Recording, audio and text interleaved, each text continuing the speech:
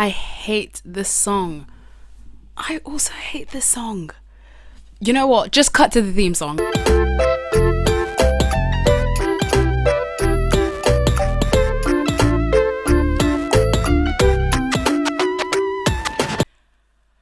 Guys, I feel like my camera is wonky, but I can't I can't fix that because I don't know what's wrong with it. So if this is wonky, sorry. Anyways, hi everyone. Welcome back to After the Theme Song with me, Madeline. We're at another one. Guys, I recorded the last episode 2 days ago and I was going to record this one today, but I don't want to. There's a potential for me to cry, but I don't know. I don't record two sad things 2 days in a row. So I gave myself a day break, but the problem I have now is I have to edit and do all of this stuff for tomorrow. Because I've decided I am going to do Friday definite and probably, I don't know. Someone let me know. By someone, my friends. Guys, let me know. Should I do Tuesdays and Fridays or Wednesdays and Fridays? Because I understand Wednesday and Friday is only a day break. So I might do, what's the word? Tuesdays and Fridays. Just before we get into it, guys, there are just several things I need to talk about. And the first one is kind of gross. And that's the fact that I don't know whether it's just me, and maybe I need to ask some actual podcasters, but I feel like whenever I talk on my podcast, there is actually like saliva pooling into my mouth, and then I visibly have to swallow it down. And this is not something that happens in my day-to-day life. Like, I don't actively just swallow the saliva that's gathering in my mouth. It obviously naturally just filters into my esophagus. But like, when I'm talking on my podcast, I just feel like there's so much spit in my mouth, and I'm swallowing it down, and I don't know if you can hear that, but that's an experience I'm having, just so you know. I'm looking at me. For anyone who doesn't know, like, I'm wearing a red t-shirt. It's a King's t-shirt. And I'm also going to be drinking out of my red King's water bottle. And as annoying as an institution can be, I can't deny that this is kind of fire right now. Like, the red on red is kind of slick. I know people listening can't see that.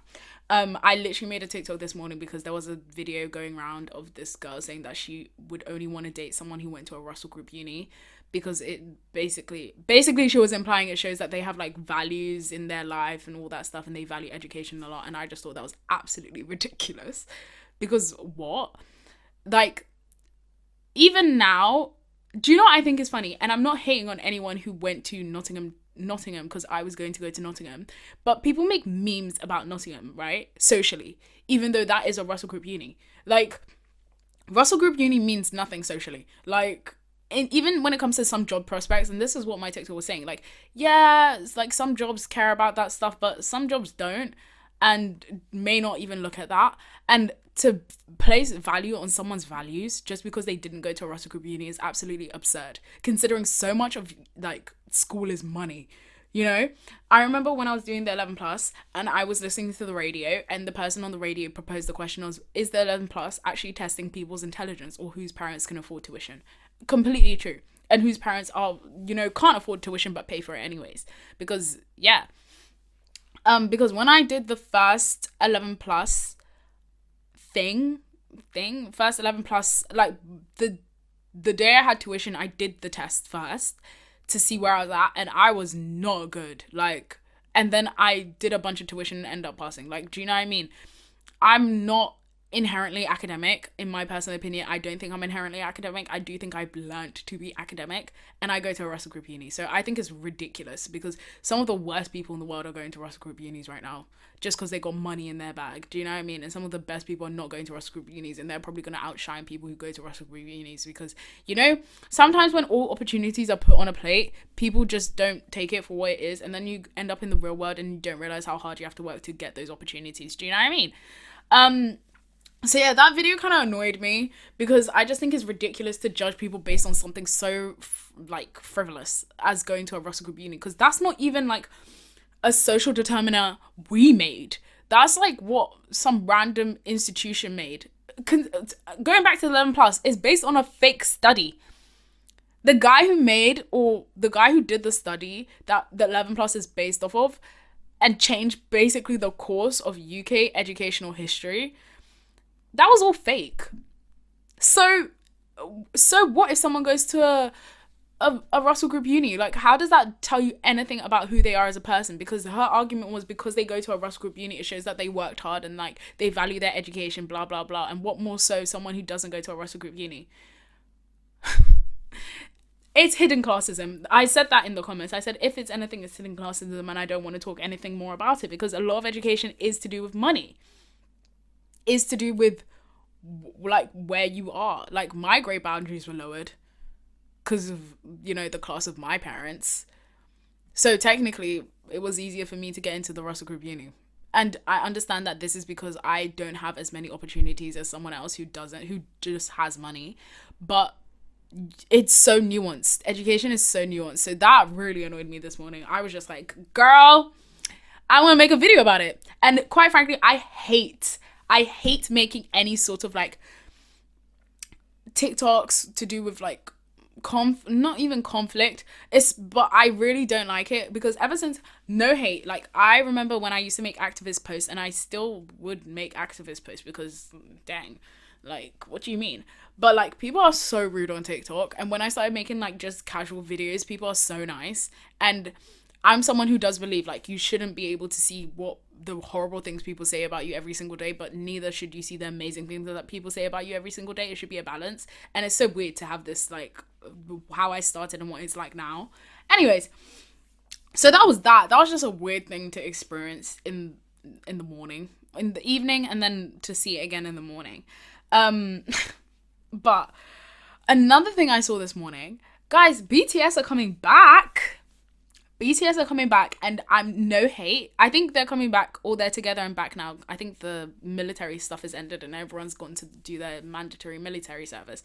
But do the girls that were crying about BTS leaving, do they feel the same now? Do they think, oh, what was I crying for? Because they were always going to come back. Which I think is the funny thing. Like, they were always coming back. They weren't going anywhere. So, yeah, I don't judge people for why they were crying. I understand BTS is meaningful, but like, what were the tears for? They were always coming back. Taking a sip of my water. So yeah, it's one of those. I was just kind of like, yay, but also, why was everyone crying? And the last thing I guess I'm gonna talk about, I saw a girl make syrup out of tomatoes today. Fire. Like, I love it when people do things that just I would never think of it. Like, absolute fire. And my dad used to drink like tomato juice and carrot juice and stuff, and I just didn't think that stuff was great. But like, you know, sometimes you forget tomatoes are fruit, and I love eating cherry tomatoes as a snack, and some people think that's freaking weird, but who cares? Like, they're basically red grapes. Someone's gonna be like, they are not red grapes, but they are. I'm sorry, they're just a little bit savorier.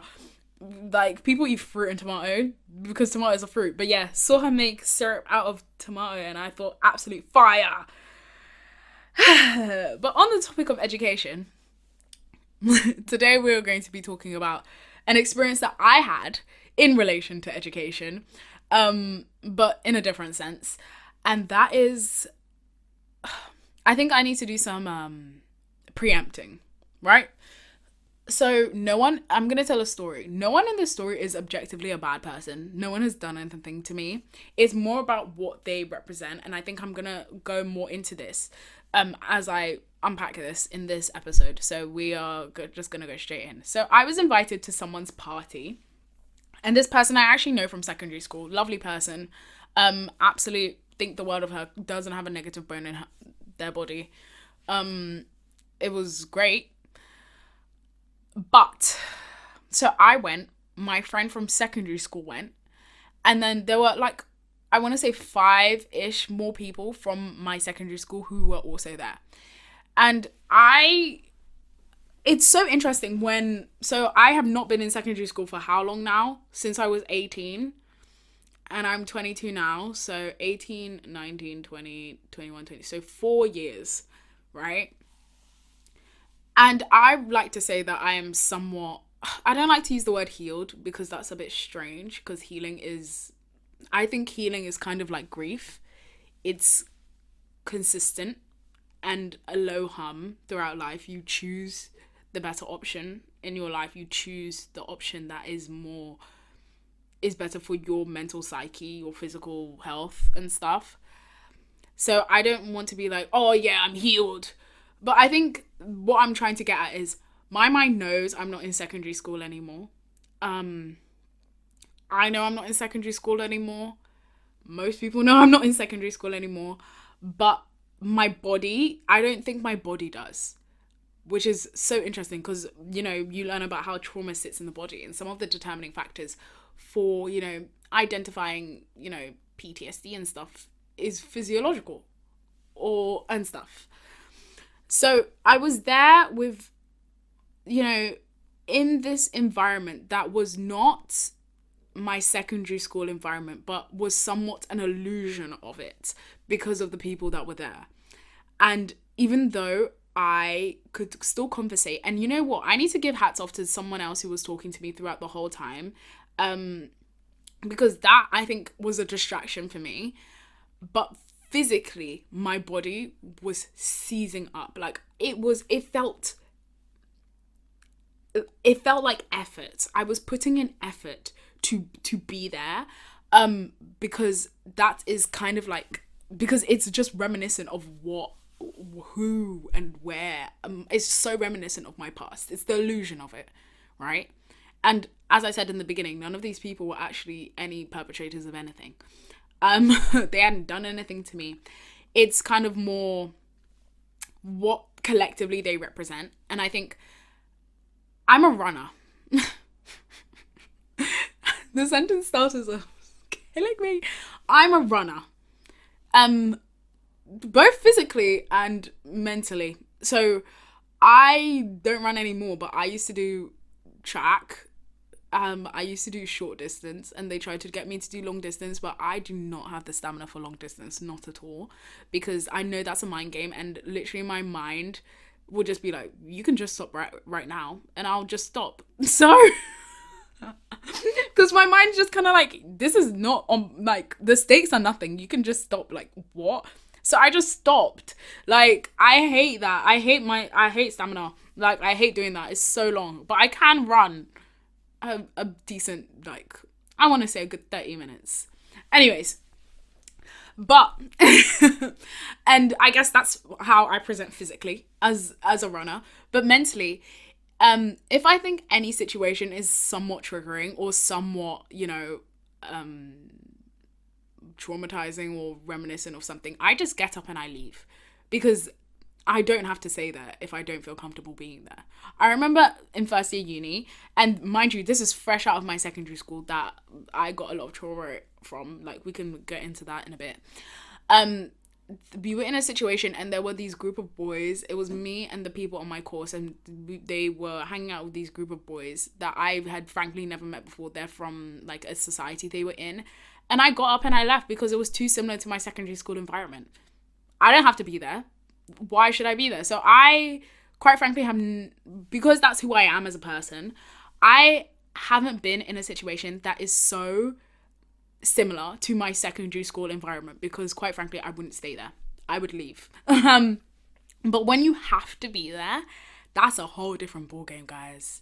Like, that was, as I said, my mind knew where I was. I could see where I was. Rationally, I understood this was not my secondary school, but physically, my body didn't know. Quite frankly, my body didn't know. My eyes, like how motion sickness is like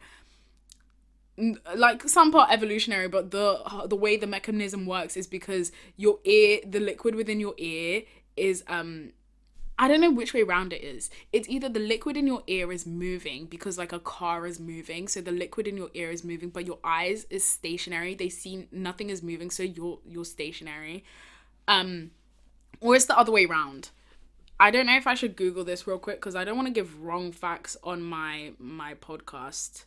How does motion sickness work? This is real life. Yeah. My inner ear and your eyes are different. So this conflict, messages from your eyes and your inner ear. But which way is it? Which way round is it? And like over the bumps and stuff, your inner ear is sending different signals. Yeah, I think I got it right. Like your inner ear, the liquid in your inner ear is saying that we are moving, but your eyes are like, we are not moving. And that incongruence is what makes you feel nauseous. And it's evolutionary from when like people used to eat like poison. And obviously the sensory incongruence is like, you've eaten something wrong, throw it up right now, you need to vomit right now so you don't die. But that is kind of what was happening with me. Like, my eyes can see I'm not in my secondary school, but my body is kind of like, this is too close to something that is damaging, we need to protect you, seize up. Like, I didn't feel sick, and I'll take that on the chin. Seize up, completely like conceal yourself, go silent. And I couldn't because I had to talk to someone. And that was good because I need to practice to do this. I will have to, life is all about testing yourself, and I will be in situations again where it is reminiscent of my secondary school. So yeah, that was weird. I also, just a side note, actually, also, I did a lot of uni talk. And when you just come out of doing uni, the one thing you kind of don't want to talk about is uni. Like, it's so much work. And I was like, oh, I don't want to talk about my life prospects right now because I want to relax. Like, I've been out of uni for how many days? Like, I handed in my dissertation on the 22nd. It's not even been a month since I finished. And you're asking me about jobs and all of that stuff. I don't know what I want to do with my life. Like, stop, you know? So yeah, I didn't really want to talk about uni, and I basically got interrogated about uni and my life prospects and all of that stuff, and I was just kind of like, oh, this is like the worst conversation I can have right now with people that I feel like you know, making me feel this way, not intentionally. Like, I know that I'm the drama. Um, and I think it's funny because someone asked me, like, who do you keep in contact with from secondary school? And I literally said, like, only my friends. Like, not on purpose. Like, there are some, like, casual medium friends and acquaintances I have from secondary school that I just don't keep into contact with because it was not, like, an immediate priority because, yeah. And, you know, hats off to the person who invited me to this party thing because, like, I respect you keeping me in mind because I'm someone who literally cannot keep people in mind even in my immediate life, and it becomes a massive issue where people are like, you don't remember me, you don't like me, you don't love me, blah blah blah, and I'm literally just like, bro, objects, permanence, like, unless I see you, unless you're on my phone visibly there for me to remember who you are, a lot of the times I'm gonna forget, like, not on purpose, and it doesn't mean anything, it's just something that happens and you just need to not take it personally.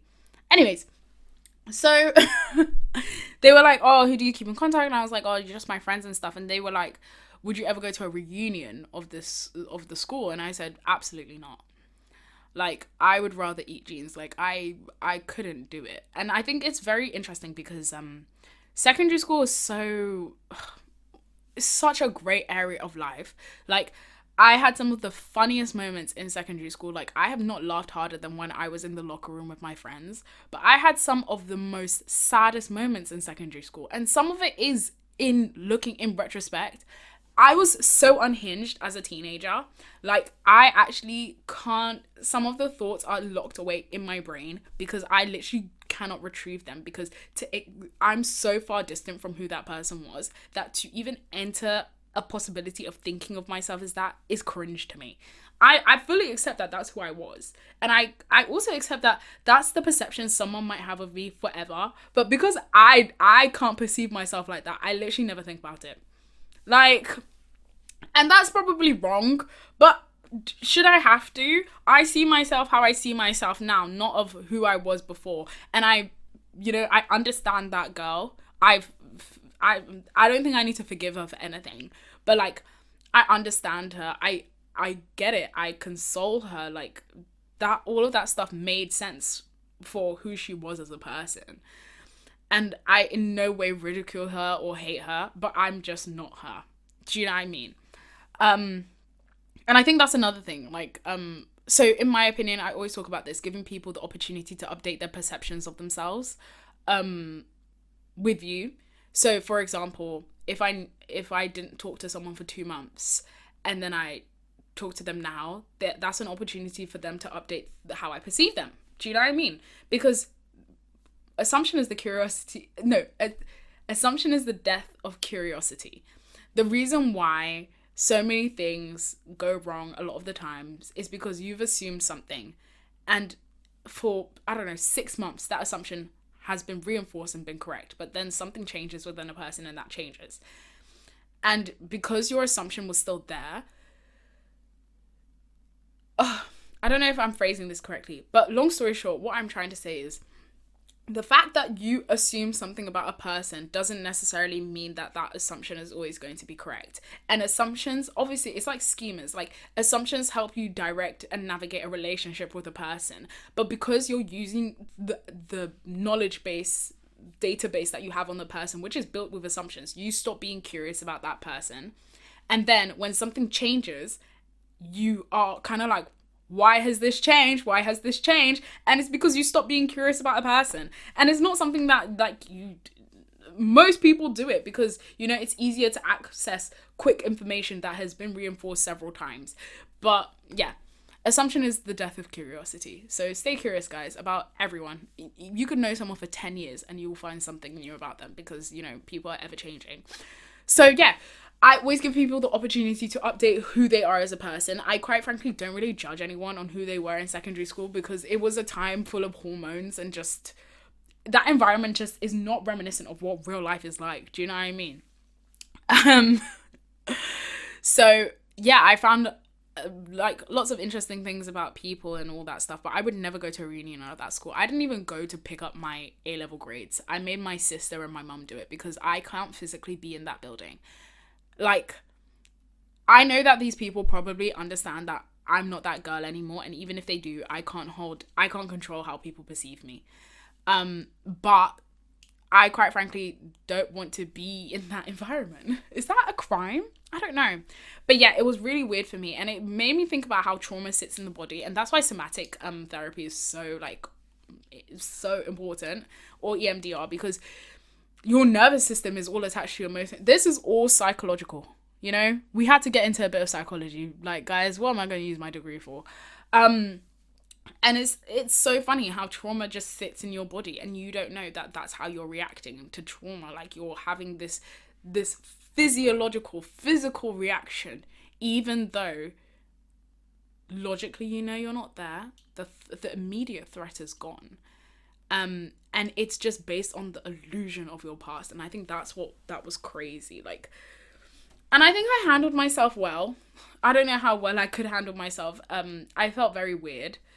It was a eye-opening experience to how there's still so much more work to be done in life as a human.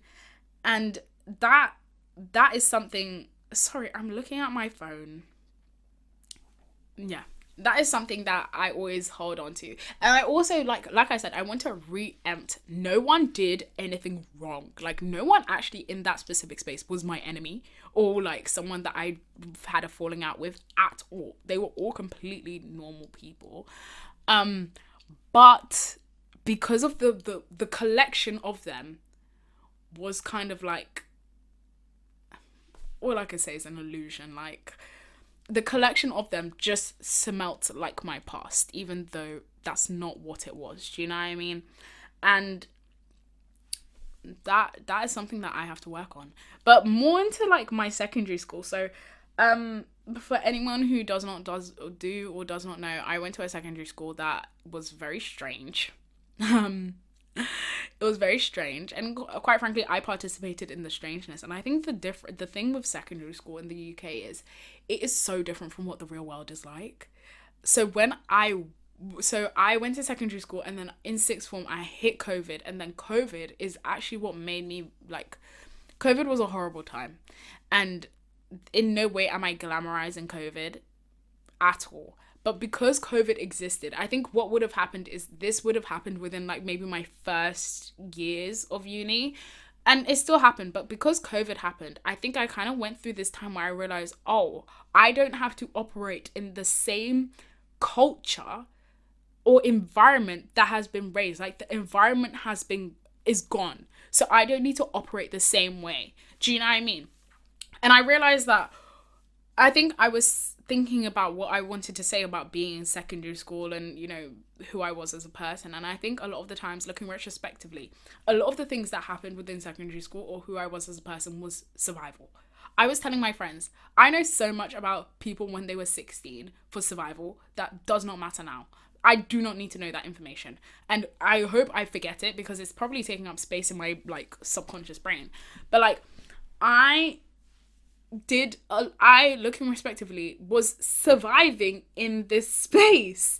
And when you are on high vigilant alert a lot of the time, who is to blame that 4 years later in a place that looks nothing like my secondary school is just a mere mirage of it, puts me straight back into that, because I've never had to be in that environment ever again because I just leave them, and I think that was a learning curve, to sit in basically the uncomfortability of my,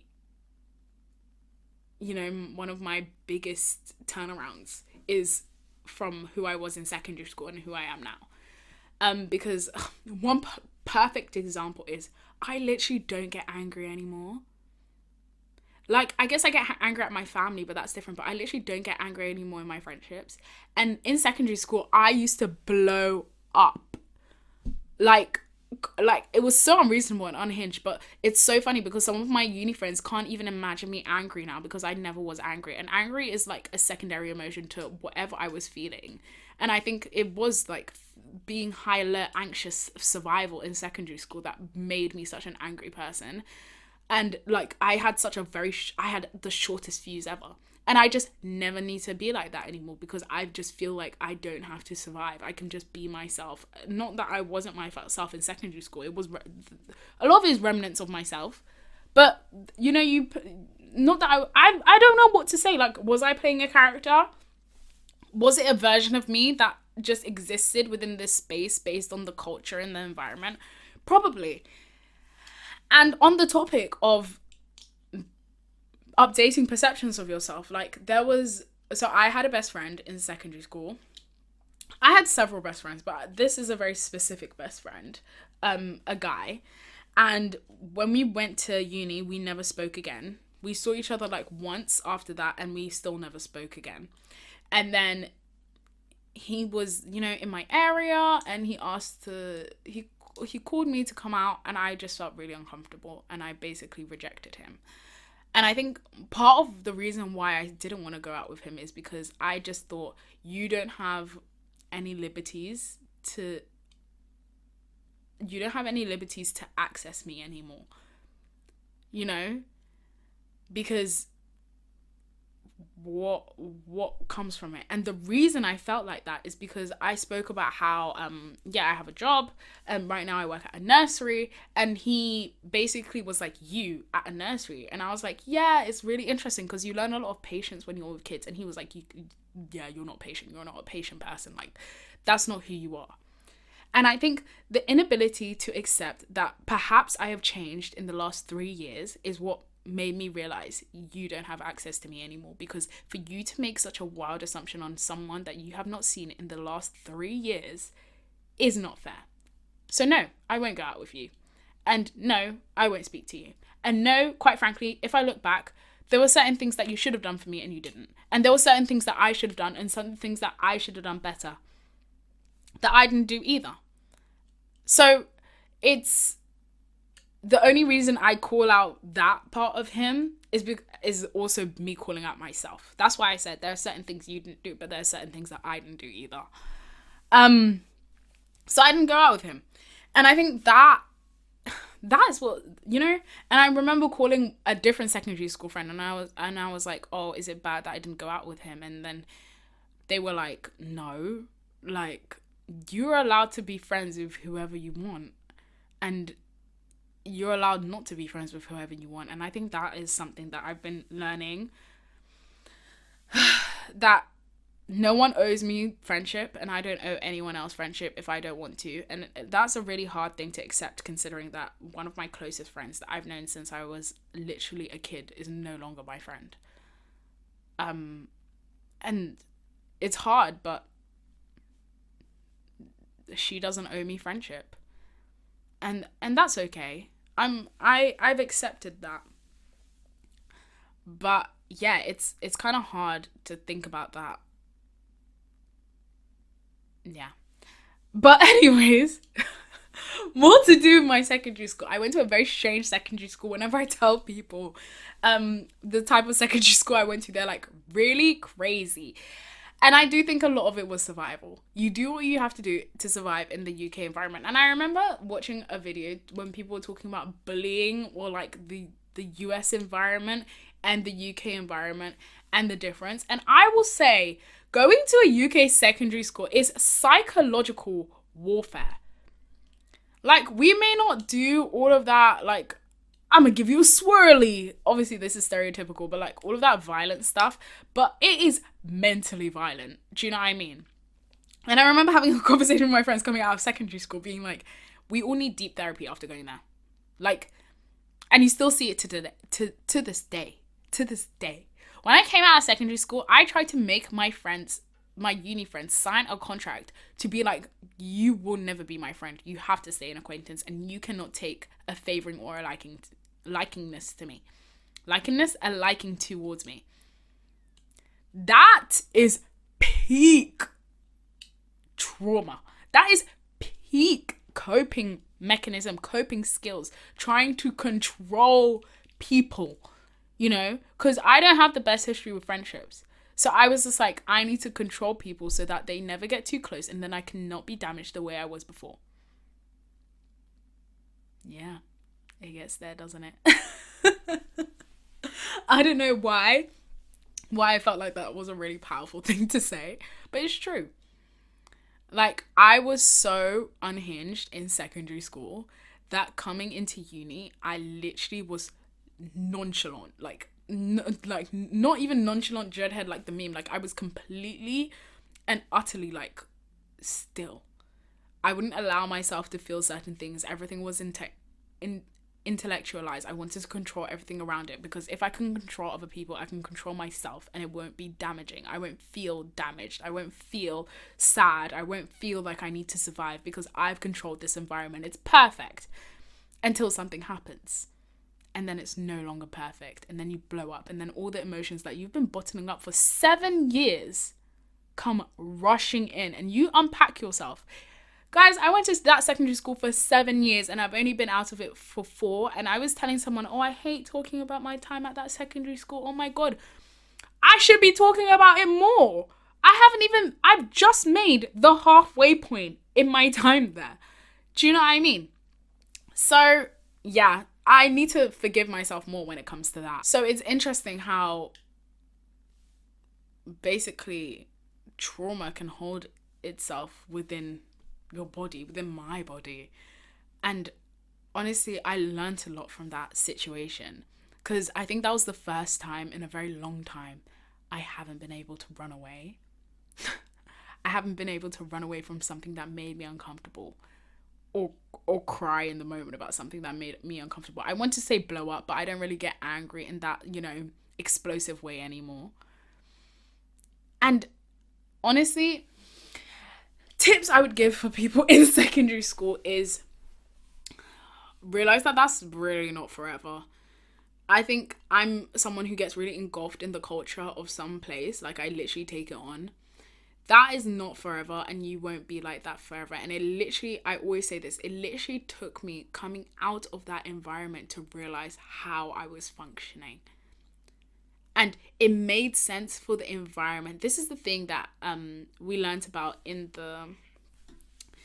this model when we were learning about neuroscience. I want to call it the dynamic model of...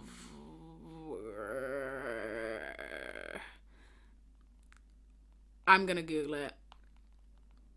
Sorry, guys. Yep, I was right. The dynamic maturational model of attachment and adaptation. It's basically this model that talks about I don't know, everyone talks about nervous attachment style, avoidant attachment style, insecure, like secure attachment style. Like, these are the stereotypical like categories for attachment style. But this model is talking about attachment styles in relation to development and functioning. And one main part of it is it came from looking at like dysfunctional like families and realizing that children were acting in a way that wasn't necessary, that would have been deemed wrong in the like or like not secure in the stereotypical categories of attachment, but made so much sense. Say made so much sense for the environment that they were in, because it was adaptive for the environment that they were in, right? An example is like if you have a parent that is completely dismissive, doesn't like, you know, attune to you, or doesn't is not reliable, and you take on independence and stuff, it people will look at that and be like, oh yeah, your attachment style is like that. But that made so much sense for the environment that you were in, right? And I think that's what I'm trying to get at. For my secondary school, who I was as a person, excluding the fact that I was completely unhinged, or including it, I'm not sure, yeah. It made so much sense for the environment I was in to survive, to be on high alert, to be like that. That was the best way I could make sense of that situation. But to come out of that environment and apply that to uni, it didn't make sense anymore, because that was an adaptation that I had to take there, but this is a new environment. And that's what I mean by when it becomes incongruent. Because a lot of the times when we talk about PTSD and stuff along those lines, you are still operating like I don't know if I have PTSD. I don't think I do. But it's when you still operate in the way like the threat is still there. And a lot of me coming out of secondary school was me learning that the threat is not there. Like, it is not there. There's nothing there. And not only learning that the threat is not there, but these people are different people.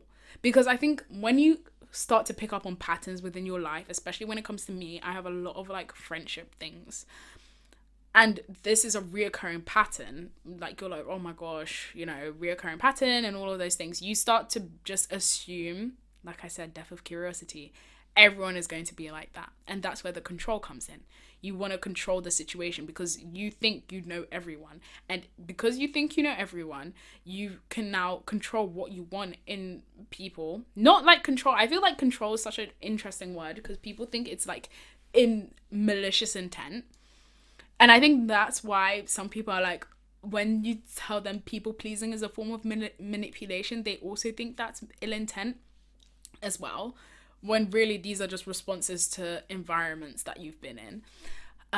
I've said it way more graciously than most people have, because you can manipulate people without ill intent. I think an example someone gave is when you press the pedal on the car to make it to go and steer the wheel, you are manipulating the car to do something, but you don't have ill intent, right?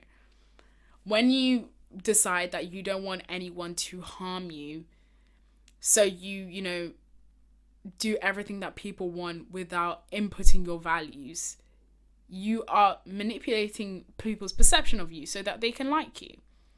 And that's not necessarily ill intent, but it is a form of manipulation, because people don't really get to learn who you are, don't get to learn your boundaries, don't get to learn what you value.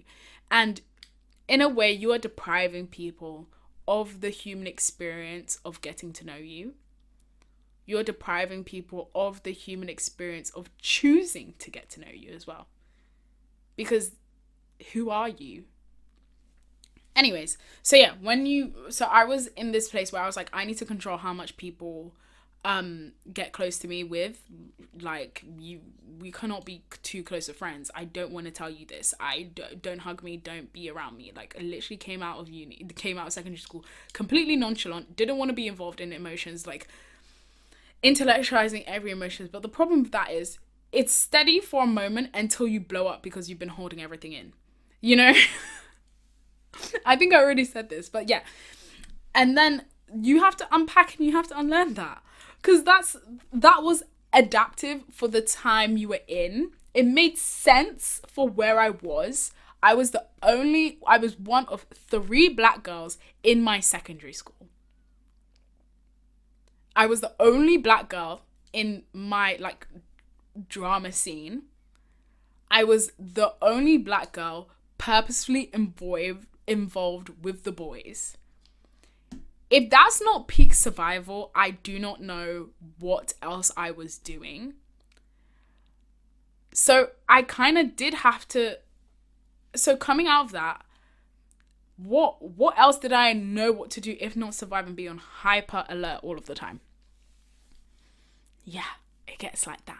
So yeah, I want to tell people from like going into secondary school. Secondary school is not forever. That time does not last forever. And you will come out of that feeling weird, but that is fine and that is normal, and you have so much time to discover yourself.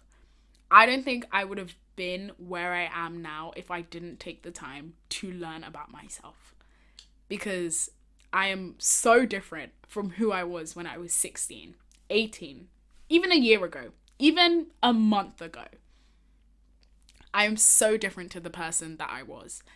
And I think the difficult thing was having to sit in the scent and smell the scent of an environment of who I was. That was difficult. That wasn't easy. But I did it. Hey. I did it. And I think I'm proud of myself for that. And it's okay to not feel like that person was reflective. I think a lot of people don't want to think about who they were in the past because it's difficult to think of yourself as that person because you are so far removed. Don't resent that person, because like I said, adaptation, survival, it made sense for the environment that you were in. So you can't hate that person for trying to do their best. And I always say this to my friend, you can only move on the knowledge that you knew at the time. You know, I always think about it when I drop my phone. When I used to drop my phone and smash it all the time, I used to think, oh, why did I run with my phone? Or I don't know, why did I run with my phone? I should have just not run with my phone. If I didn't know when I started running with my phone that I was going to drop it and smash it. I worked on the information that I knew at the time, the same way you operate in the environment that you know at the time. You know? But I will never go to a reunion of my secondary school. As I sit here currently, I don't think I could ever do that to myself, because I don't think I want to. There has to be a desire to do something, and I just don't think I want to. I don't think it's reflective of who I am, and I don't think I should have to prove that I have changed, like with my friend. I don't think I should have to prove that I have changed to exist in a space. I don't want to talk about how much I've changed. I don't want to talk about who I am right now. I don't want to talk about new things that have happened. I don't want to do that because I've changed. That's the point. I've changed for me, not to tell you that, oh, I now have so much patience because I work with kids. You know, I don't want to tell you that. I don't want to show you that. You don't deserve that from me. That's something that I did for myself and for the environment that I'm in now. It's not something that I'm offering just because I had to, you know? But for people who are now meeting their secondary school friends or meeting people from the past, allow people the opportunity to update your perception of them. Because as I have done with so many people in my life, and I'm so grateful, you should do the same. No one is the same when they're 16. And if you are, I don't know. I don't know whether that's a problem or not. Unless you're an angel when you were 16. But I assume everyone does growing. Everyone does do that. Allow people the opportunity to change how they present themselves. You do not know that person anymore. You did not know that person a month ago. People change. Boundaries change. Allow people to change. You do not know that person anymore. When you tell stories about your secondary school, remember that those are stories. Those people might have changed. Even the horrible people. Because when I tell stories about people and I'm just like, yeah, X, Y, and Z, they did X, Y, and Z, they could have changed by now. The only reason I know some of them haven't changed is because someone has told me, oh yeah, by the way, they're still like that. Do you know what I mean? But yeah, that was an interesting experience, and I just wanted to talk to you guys about that because I think it was something new, it was something different. It's one of the first, and I don't deny that it won't be the last. But how trauma really sits in your body, how your body reacts, like physiologically. I was seizing up, I wanted to go silent, and I couldn't. And that's why somatic therapy, guys, I said this before, EMDR is helpful for some people. Sometimes you've intellectualized all of your emotions, you've done all the feeling you can do, but your body hasn't done it yet. The mind works faster than the body. So if anyone has any similar experiences of that, bear that in mind. That secondary school is not fair, and it's not the end of the world, and life goes on, and you will be so grateful that life didn't end during secondary school. I promise you that. My life is so much more enriching now that I'm out of secondary school. My life is so much more enriching now that I allow people to be my friends. My life is so much more enriching now that I do not have to survive. So much more. And I'm so grateful. So yeah, that's all I have to say on the subject matter. Thank you guys for listening in. But someone please let me know. Should I do Tuesdays and Fridays or Wednesdays and Fridays? Let me know which one you think is better. I don't know which one's better. Make sure to follow me on this podcast. It's only available on Spotify right now, but follow me After the Theme Song podcast. No, I don't think it's called After the Theme Song podcast. It's just called After the Theme Song. Follow me also on YouTube, After the Theme Song. My personal handles are just at Madeline Mousy pretty much everywhere. And yeah, thank you guys for listening in. I don't really know what next things to talk about. I wanted to do something cartoon related, because this is a cartoon inspired podcast, because I have a lot of things to do with friendship that I want to talk about, but I think that might be like a continual series. I even think talking about my secondary school will probably be a continual series, because that bitch was 7 years.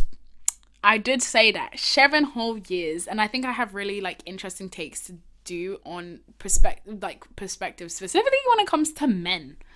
And I quite frankly hate dating as a topic on podcasts, but it's only natural. It only happens. We're those type of people. So blah blah blah blah. But yeah, thank you guys for listening in. I'm gonna wave to the camera. I'm gonna wave to the mic, and bye.